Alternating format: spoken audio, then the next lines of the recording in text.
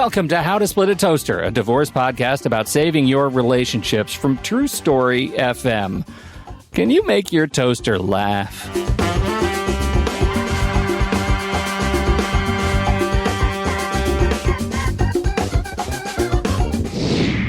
Welcome to the show, everybody. I'm Seth Nelson. As always, I'm here with my good friend, Pete Wright. Today, we're talking all about learning to stare at something hard, something you think is going to be impossible to overcome, and laugh. There is very little about divorce, especially when you're going through it, that's funny. But experts agree the benefit of finding humor in our challenges can have a profound emotional and physiological effect in our bodies. To help us find a way through the trauma and uncover the funny, we have an expert on stage. Keila Dolle is a comedian, podcaster, and filmmaker, and her mission is to create projects that have a social impact. Keila hosts Crying Behind Sunglasses, a mental health podcast for cool people where she interviews comedians and experts about their issues and they find a way to laugh. Keila, welcome to the Toaster. Hello. Thank you for having me. Keila, hi. It's Pete from the podcast, and I'm so glad you're here because we're talking about finding humor in very difficult things. And what better expert to come on the show and talk about these things than a stand-up comic who also has their own podcast about mental health. And I have to hear how you ended up doing that before we start. Well, I've been listening to your podcast. Let me say, I've been listening to your podcast, and I just finished the episode where you uncovered, some hot journalism, the guy whose wife was having an affair and found out because he woke up because the guy was in bed with them at the same time when he woke up in the morning. That's crazy. And we need to just talk about why it became your province to start a podcast about all this stuff. Absolutely. Well, Pete, it's so nice to have you, and thank you for listening. The podcast, for those of you who are new to you don't know me yet, it's called Crying Behind Sunglasses. So I interview a lot of comedians and experts about their issues. We find a way to laugh about them. And yes, of course, because this is a divorce podcast, you found the episode called #Divorce with another comedian called, his name is Jake Breslauer. And yeah, I wasn't ready for that whole story. I didn't know. Like, I've been his buddy and I knew that he had been divorced. So I figured we'd dive into it. And I never know what kind of journey my guests are going to take me on. And on that day, he found his then wife at the time in bed with his friend. While he was also in bed with the ex-wife and his friend. They were all three. It's a good listen, you know? Yeah, it's not like he walked in like you see in the movies. No. Right. I just want to talk about that experience. He's not here, so I just want to trash talk his ex-wife. I'm not gonna. That's not a good way to start this show. So let's talk then about what is it that made you decide, look, I think I can host a show that deals with mental health in a way that's not going to be insensitive at the same time that we're finding humor in the things that we share. I grew up with a brother who has autism, not the Big Bang Theory kind, but the real kind. So I've always been an advocate for people who have disabilities. And then in my own journey, I figured out, like, I'd say probably towards the end of college and when I was coming into young adulthood, that I had my own issues with panic attacks and anxiety that I needed to deal with and go to therapy. And I felt such a disconnect between who I was being on the outside, this performer who's making everyone laugh, and then secretly dealing with all these issues. I didn't want to keep it a secret anymore. So I thought, let's talk about it. And that's how I started Crying Behind Sunglasses in 2020, which is like 3 years ago. And it's just been a great community, and I've learned so much from everybody I've talked to. And also, it's really nice to just destigmatize these topics, whether it's depression, anxiety, divorce, different life events and losses that people go through, because this is part of the human experience. You know, like, if everything was just sunshine and roses all the time, then life wouldn't be interesting. I think just helping people feel less alone is something I've always been really passionate about. And so just being able to put these two things together of laughter as well as helping people is something that has made me feel really good. I will tell you very honestly, because I like to be open, honest, and vulnerable and have conversations like that, because I think then people are being true and authentic, and that's the better experience. I'm nervous about having you on the show because I know that in my house, I am the least funny person, but we have a comedian on the show. Like, I'm just worried all the jokes are going to fall flat, Pete. And so I'm just a little nervous here today. I don't think you need to worry about it because you made funny children. And so you are okay. Your sins of lack of humor personally are all absolved because you have funny offspring.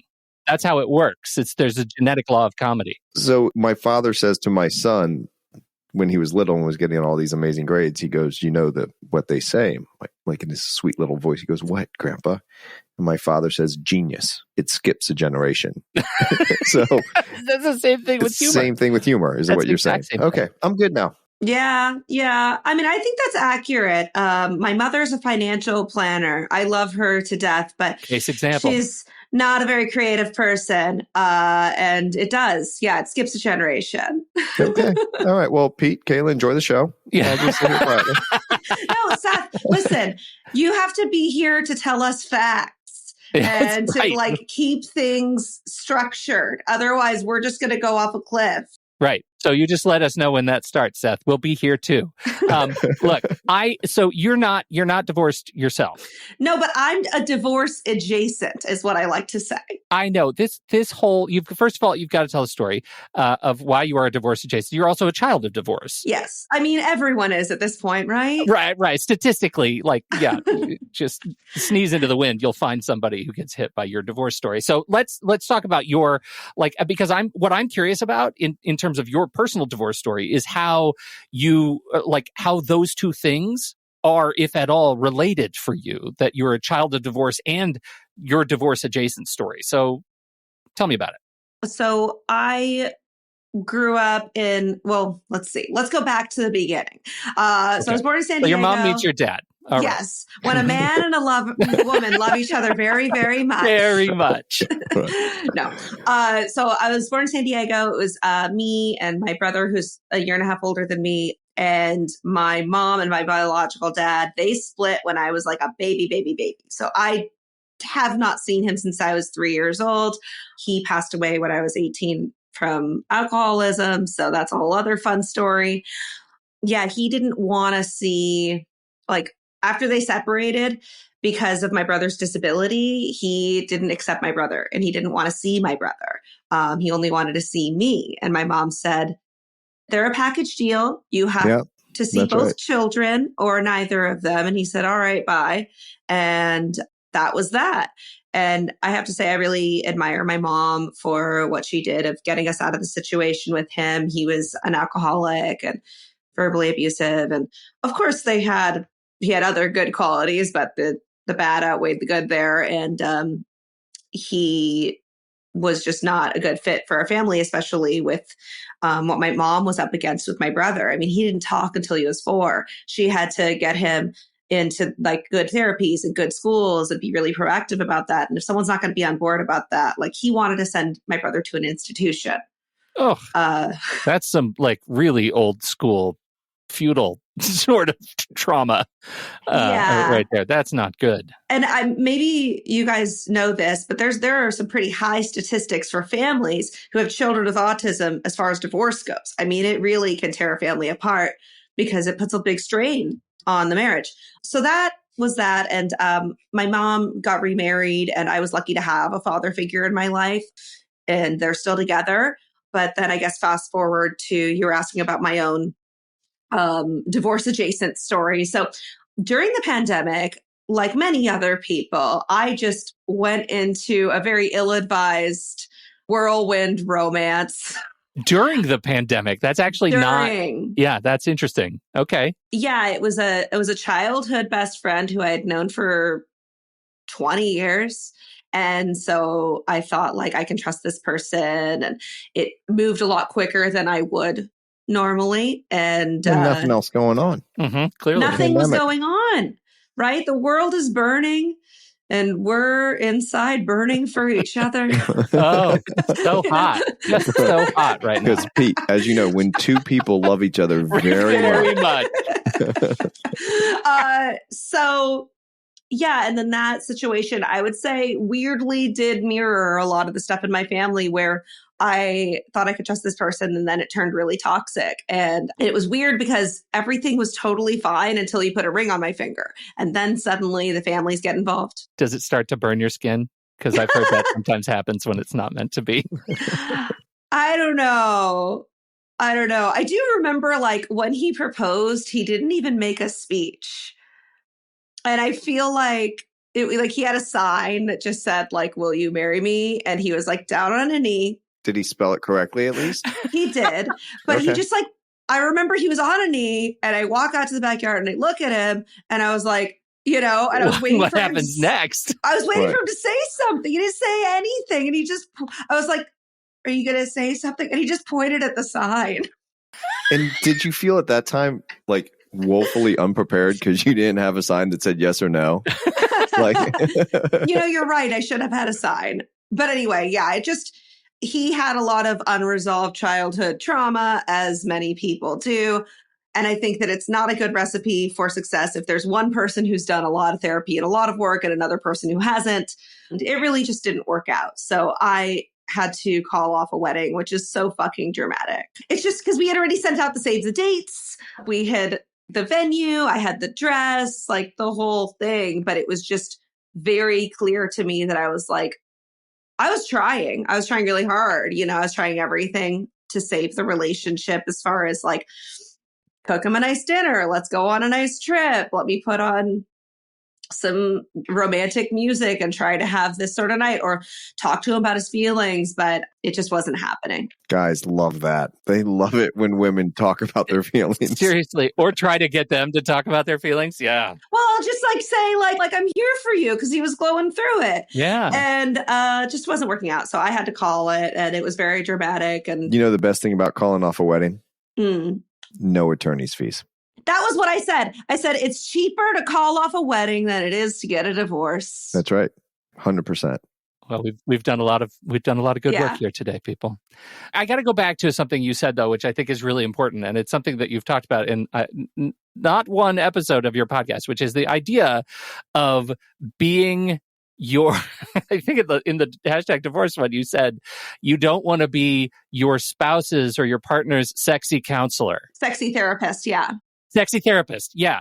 So what is the sexy therapist and why is that a terrible idea on the road to divorce? Well, for me specifically, I don't know if this is a universal problem that all women deal with. Well, that's why I bring it up, because I think it should be. I want to make sure that you get credit for coining the term and making it, because I think it's universal. Okay. I don't know. Seth can be the ruler. Well, let's hear what it is and then I'll give you my 2 cents. So I've been hosting this mental health podcast for a few years. And as I've done that, then I attract a lot of broken birds that are like, oh, you know about mental health. I'm depressed and you're hot. Let's go out.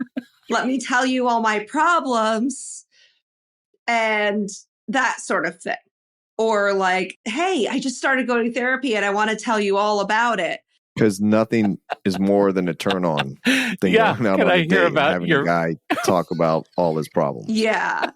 I can't wait to hear about that. Such a turn on. Yeah. And so then I think that that's the problem is like in our society, the patriarchy really doesn't serve anyone. So like men are socialized to not talk about their feelings, which then leads them to not understand their own emotions because they don't have anyone to talk about it with. And then as they get older, and if they are going into a heterosexual relationship, they're then using women as their therapists or their moms or that sort of thing. And I feel like it's a lot of emotional labor that I would rather not do. Yeah, well, which I think gets to something that to me, I don't know, Seth. I mean, tell me what you think about this. But to me, it feels like if the relationship is falling apart because of emotional incompatibility, this definitely feels like something to sniff out. That it's possible that we've transitioned to sexy therapist mode. Yeah. Oh, 100%. Let me tell you, I'm going to just say some phrases that clients in the past have told me about their male spouses. And I think it falls into this category a little bit, like overgrown frat boy, right? Like he never grew up since college. And I've done all this work on myself. We've grown, we have children. Like we're not in our 20s anymore, right? Others are like, all he talks about is the sports scores. Never once asked. He'll ask, how was my day? But he doesn't ever listen to the answer. Right. And then when they start splitting up and they finally clue in like, oh my God, she's really going to leave. And now I have to go to therapy. And that's what I have to do to save my marriage. Then the guys that get it, that's all they want to talk about. They go 180, like, whoosh, let's do it. Let's go talk about all the time. And she's like, no, like just figure some of this shit out on your own. Yeah. Quit asking me. Right. So that's kind of the dichotomy of it all. It's that dichotomy. It's the duality of the role that you serve for each other, and that therapy is a thing for you, partner, right? It's a thing for you to learn about yourself, not for you to, I don't need a report every day before sexy time, right? That's the sexy therapist duality. Like we're not going to talk about all the things you feel like you need to unload to prove somehow that you are awake in the relationship. Yeah, it's too little too late also. Yeah. Like you're saying, someone going to therapy to save the relationship, it's like, if it's at that point, it's probably too late. Yeah. Right. Day late and a dollar short. Yeah. 100% on that. All right. We'll be right back after this message from our sponsor. Seth, according to the National Institute on Alcohol Abuse and Alcoholism, about 10% of children live with a parent with an alcohol use disorder. It's just tragic. Pete, we hear this statistic all the time. At the end of the day, the courts don't care about the statistic. The courts care about keeping kids safe. And when I mean safe from a party who truly suffers from an alcohol disorder or is being wrongly accused of having alcoholism or some other alcohol disorder. It's easy and it saves you money. Instead of he said, she said, there's SoberLink. SoberLink is fantastic, and they are a fantastic partner to this show. So what is SoberLink? SoberLink is a device. It's like a breathalyzer, but it is more. You blow into SoberLink whenever you want to prove in real time that you are safe to be with your kids at carpool, at drop-off, at handoff. Whenever you're going to be driving, you blow into SoberLink. It uses facial recognition to prove that you were the one blowing at the time that you are taking the reading. It sends it off to the people who need to know, people involved directly in your case, not to be used for publication, not to be used for social media. This just goes to the people who matter most for your case as you are collecting data. SoberLink remote alcohol monitoring has helped over 500,000 people prove their sobriety and provide peace of mind during parenting time. And Seth, word on the street is courts love it. Yeah, and it's not just when you're getting in a car. Let's be clear. People can say, never gotten a DUI. What's the issue? Well, the issue is once you're home at 5 o'clock and you're no longer driving, but you're going to start cooking and having a glass of wine, and that glass of wine turns into 2 bottles. That's now an issue. So it's not just getting in the car. It's when the children are in your care, custody, and control, are you focused on them and not using alcohol? Independent, third-party, real-time verification to support your case. I haven't been drinking. Here's the proof. Those are the words that lawyers and courts love, but here are the words you're going to love. You can save $50 off your device and get started right away at soberlink.com/toaster. That's soberlink.com/toaster. Thank you to SoberLink for sponsoring this show.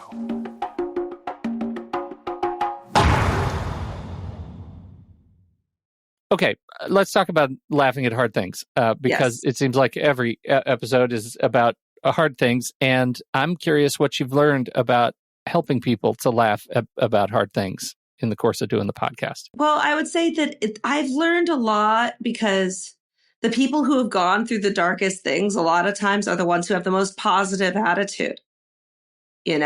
There was a woman that I interviewed on my show who had lost 2 different sons to suicide.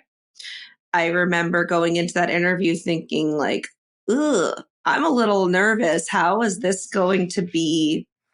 How can I find the light in this? And I find that the people who have gone through those really hard things, they're the ones that like now they're fighting even harder to have that positivity. If that makes sense? Like she turned that whole thing around and now she has a program where she goes out to schools and talks about suicide prevention. And none of that ever would have happened if these tragedies had not befallen her family. Mm-hmm. So that's something that I've learned. And I think just also that part of the human experience is that we go through these struggles and we're all here to have different lessons, whether that's someone who has an eating disorder and then has to learn how to love her body. Or I've had guests on that are trans that are trying to figure out their identity and then seeing how that fits into the world. We all have different struggles, but that's what makes us human, you know? And I think the problem is part of being able to laugh about it. Yeah. Right? It's such a release when you laugh. Yes, because then it no longer has power over you, I think is the big deal. And for me, especially like being able to go on stage or on my show and talk about like how silly it is when I'm having a panic attack and I have to lay down on the floor or all these different neurotic things that we all do. It's a good release because it connects me with other people, you know? Oh, I get it 100% because I make jokes with my clients all the time because they're just so fucking stressed out. Mm-hmm. And depending on the judge, I will crack jokes in court. Mm-hmm. Now, that is a delicate balance. Yeah, that's risky. There's some judges I will never even try it.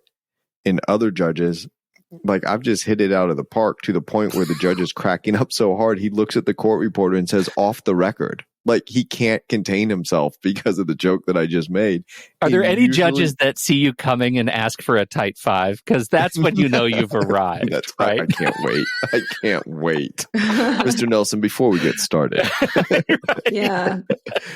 But 99% of the jokes that I make in court are all self-deprecating humor. I'm making fun of myself. Oh, you have to. And that usually will play. So. Yeah. Yeah. I mean, I talked about how like my family is a charcuterie board of various mental illnesses. And that always gets a laugh because it's like people can relate to that. Or also just calling out. I mean, this is just like if you're really trying to develop your type 5, Seth. Okay. Appreciate this. You're already on the right path because usually if you want to develop an opener, it should be something that's about yourself. That's like, oh, I know what you're thinking. I look like this or I sound like this. For me, it's like I'm a recovering emo kid with a theater degree, you know, and that awesome. Explains a lot. So I don't know what that would be for you. I don't know you well enough yet, but I think you're on your way. Okay, we're on it. My wife is very funny and my son is like ridiculously funny. So we'll see. Well, see, you're the straight man. So you're like the foil for them. And that serves a purpose as well. Yes, that's pretty much describes my life right there. So. But no, to this point though, about humor and going through dark times. And Pete, I think we were just talking on this about a show like last week or the week before. One of the things I say to clients all the time, they're like, oh my God, this couldn't be worse. Like this process is so terrible. They're going on. And one of the things I always say, I'm like, no, it can be worse. They're like, what's one good thing? I said, you never have to sleep with the guy again. and they're like, okay, you're right. So, but it's just this unbelievable emotional release. And you can see it in their body, how they perk up, how they get some color back. It just gives a pause to the craziness and allows you to kind of reset and say, all right, let's just solve this problem. Yeah, you shouldn't take yourself so seriously because it's just going to make everything worse. Well, and that's the the chemical impact of finding humor is not to be undersold, right? I mean, this is the sort of dopamine, serotonin, super friends relationship in your body that when you laugh, it allows you to unlock parts of your chemical makeup that heal you, that can make you actually feel better. And also in doing so, not get so lost in the uncertainty that you're experiencing in the midst of the legal system and the unraveling of the emotional relationship. Like, the chemicals help, but you have to make it a practice, right? Like, you have to turn it into something where you're willing to practice finding the funny things. And that can, I imagine, as Seth has been talking about, as your show illustrates, living for a while in the Gallows humor to recognize the funny stuff in the darkness. And I know I've told this, it's been a while since I told this story, but when my dad died, the doctor comes out to us. He was still alive, and he gave us some terrible news. My mom looks at the doctor and says, "Are you telling me that my husband is dying?" And the doctor turns around and says, "I'm not saying he's not dying." And that became, like, that chicken shit double negative became an anthem of humor in the process of my dad's passing, because this doctor was the worst. And we have actually been able to buoy ourselves through that by laughing. And sometimes you just drop a good double negative sometimes, and it just makes you feel good that you remember, there was actually a lot of joy in that life. And we were able to kind of remember how stupid the process is. Yeah. And so, living in the Gallows can be actually buoyant. Absolutely. Yeah. I mean, that's hysterical. Is Dad dying? Well, he's not dying. He's not dying. He's not undying. Right. Like how many stupid ways. We all kind of dying every day since we've been born. Right. He's on the spectrum. Let's just say that. It's amazing. Yeah. So I can't believe I've even thought of this. My great aunt passed away many, many years ago. I was in college, and it was over a Jewish holiday. So you can't bury someone in the Jewish religion on a Jewish holiday. So on the Tuesday afterwards, there was a line to get into the cemetery because all these people had died in New York City that were Jewish, and none of them could be buried timely. Right. So there's this long line, hearse after hearse after hearse. And so you're just waiting in these cars forever. Oh my God. In this, woman in her 20s who's also a college student or of college age walks by, and I'm in the car, and we kind of catch each other's eyes. And my mother catches me catching this young woman's eyes. And she goes, "What are you going to do? Hit on her?" And I said, "Maybe." And then my mom goes, "Well, where would you kind of hook up?" Like, we're at... That is not where I expected your mother to go. Yeah, well, you didn't get to know her very well. This is not surprising. When I was in middle school, she handed out condoms for the homecoming. Like, Wow. Okay. In middle school. Yeah. Nice. Yeah. Good yeah. God. So literally, she goes, "Well, like, where would you hook up?" And then I look around and I say, "Aunt Dottie's not using the hearse on the way back." And that became a joke for years whenever a hearse would go by. Aunt Dottie's hearse. Oh Yeah. my God. So, but that's the type of thing, like we were sitting there what felt like for hours. It might have been 45 minutes or an hour, like waiting to bury what was really my grandmother, even though it was my great aunt, my grandmother, and what was really my mom's mom, because my mom's mom died when she was just 19, and Aunt Dottie stepped in that role. So there's all this kind of like grief going on. Mm-hmm. But that became a joke for years years, just off of a little humor during a very dark time. And I see it all the time in divorce. I see it all the time of the stress relief and, Pete, the chemical reactions going. And when you can get people laughing, especially at themselves, that's always the best, because then they realize what they're really stressed about isn't that needed. You don't need to be that level of crazy or stressed about this one issue. Like, this too will pass. And you get to remember that you're not going to hook up with that girl at that cemetery. That's right.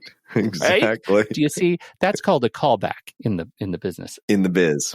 Let's talk about wow moments, Keila. What have you? What's your biggest wow moment since you've been doing the show? So through doing that work, I've become really passionate about just like learning more about psychology and mental health. So and figuring out how I can help in the community. And so last year, I started volunteering with a local organization called Peace Over Violence. I went through an 8-week, 80-hour training to become a volunteer crisis counselor.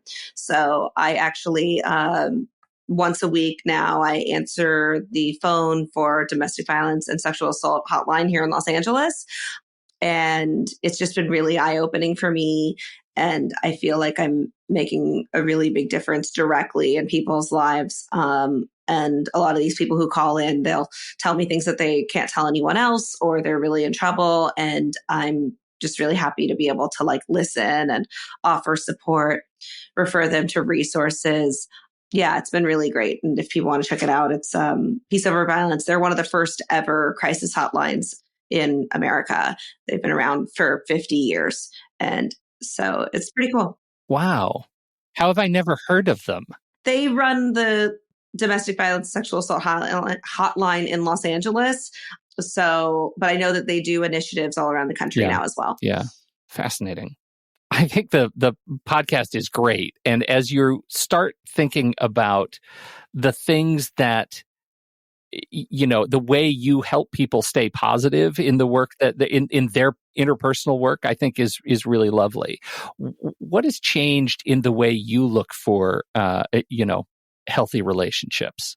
I will say after going through the training, the volunteer training, dating was a lot harder. Oh, that's really dark. Oh my God. I just realized how dark that would be. Yeah. Well, it's just like my standards are so high and I know all the red flags and I just don't put up with bullshit. You know what I mean? Do you trust your instinct on that though? Yes. You have to learn to trust your instinct, especially as a woman.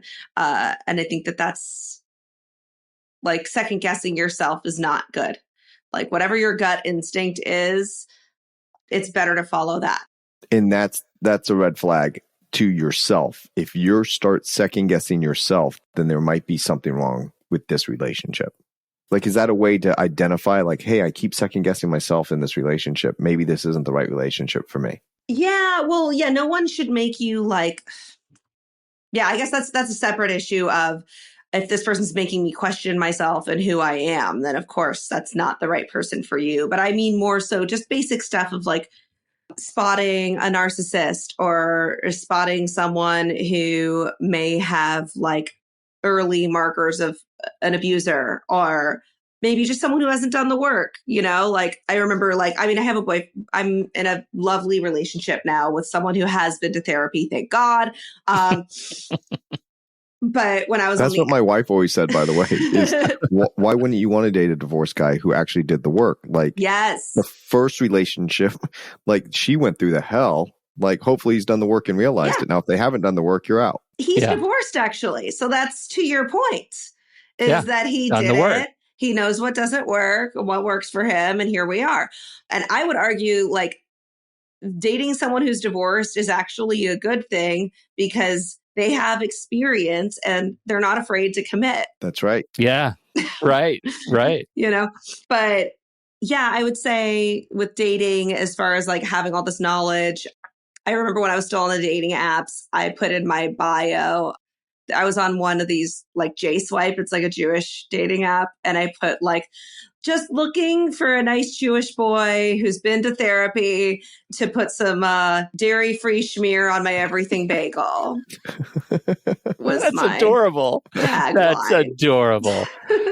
Did that work? I mean, is that where you met your parent? No, it didn't take. Okay. Well, we didn't meet on an app, but I think that like doing the dating app thing, it's not all bad. You learn about what you like, what you don't like. And I have friends who have met partners through that. So it's as good a way to meet someone as anywhere else. I think the only problem is that like if you don't have any mutual friends with that person, it's not as easy to vet them. Yeah, for sure. Right. But if you guys split up, there's no dividing friends. Yeah, dividing friends. It's like, how do you're always going to lose those friends. Sides will be picked. Sides will be picked. Like with my ex-fiance, which by the way, like saying ex-fiance sounds like I'm like a soap opera star, right? That's why we had you on the show. Yeah. Because like ex-husband is like, oh, ex-fiance, ooh, what happened? You know, like Yeah, right. There's drama. Those ex-husbands, they're a dime a dozen. Ex-fiance, which I just said this the other day to my wife because we just were recently married. And I told her I was going to introduce her as my ex-fiance, which is a true statement. ex-fiance, current wife. Right. Acquitted. Right. Well, acquitted. Well, Keila, I'll also share with you this. With my first wife, I would introduce her as my first wife. And she would look at me very annoyed. And I said, I'm your second husband. What's the problem? Well, it turns out there was a lot of problems with the way I was introducing her. Hence the divorce. Okay. Ow. I take full responsibility. Oh my God. So words matter, Pete. My God, man. I did not know that. You didn't know that? No. You Yeah. were on the divorce road, and your former spouse is a lovely human being. How could you possibly treat them like that in introductions? She's amazing. We're still very close, Yes. as you know, Pete. You know, I made a lot of mistakes, and then I went to therapy and I figured it out. You know, There you go. so Hallelujah. Okay. Well, look, Keila, thank you for hanging out with us. Give us the plug for the podcast officially. Oh, yeah, absolutely. This was a lovely chat. I appreciate you having me on. And anybody who wants to connect, it's called Crying Behind Sunglasses. You can find it anywhere you listen to your favorite pods or go to cryingbehindpod.com. My name's Keila Dolle. So you guys hopefully will put a link to my Instagram or any of that stuff in the comments. Yeah, it's been really great. And I just want people to know, like, no matter what it is that you're going through, like it's never too late to make a change in your life for the better. So, don't give up hope. Mic drop. There we go. That's our mic drop moment. Thank you so much, Keila. You're fantastic. And we are going to transition to listener questions. Seth, we have a listener question, and I'm very excited about it because I think you're the guy who's going to help us. You're already laughing. This is not good. I've never considered this. I've never considered this, and I think it's really interesting. So here we go. We've never done an episode on this. Brand new, hot off the question press. Hi, guys. Forgive me if you've heard this one and talked about it. I'm still working through the back catalog of your fantastic podcast, emphasis. No, that's why Andy picked this question.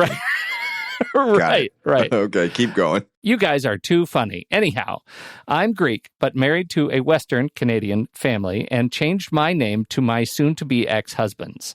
Now we are divorcing, and I'm wondering what my consideration should be around my children's last names. I have two, a son and a daughter, 9 and 11 years old. The dissolution of our marriage has been rocky, and I believe that my children would rather not be associated with the current family name.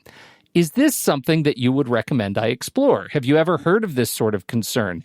Check my local jurisdiction, I know, but I think I can hear the eyes rolling. I can't too. That's great, though.